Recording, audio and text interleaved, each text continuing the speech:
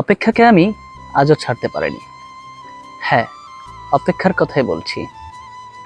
ভালোবাসার রক্তিম ধারালো স্নিগ্ধ ছোঁয়ায় হৃদয় থেকে এক এক করে ছেড়ে গেছে সব। লোভ, হিংসা, ক্রোধ, অহংকার, স্বার্থপরতা, সবকিছু। কিন্তু অপেক্ষা অপেক্ষা আমাকে আজও ছেড়ে যেতে পারেনি।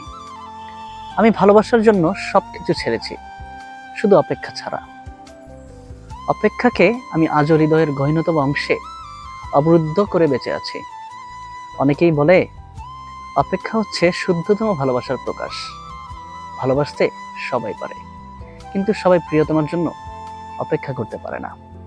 আসলেই কি তাই? জানি না, তো হবে হয়তো। তবে অপেক্ষার কাছে আমি অনেক ঋণী।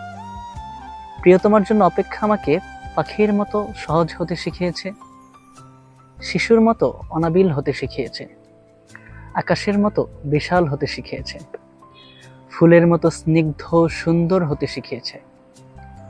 অপেক্ষা আমাকে সাগরের নীল জলরাশির মতো গভীর হতে শিখিয়েছে, প্রকৃতির মতো স্বচ্ছ হতে শিখিয়েছে, সোনালী সন্ধ্যায় মায়াবী মৌনতার মতো নিবিড় হতে শিখিয়েছে।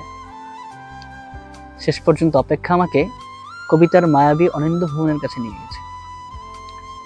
হৃদয়ের মধ্যে প্রতি মুহূর্তে অপেক্ষাকে পুষে রাখা কি কঠিন, অথচ আমি সেই কাজটাই করে যাচ্ছি প্রতি মুহূর্তে। কি নিদারুণ আনন্দের সাথে। আহ, অপেক্ষা, তুমি কত বেদনার্দ সুন্দর।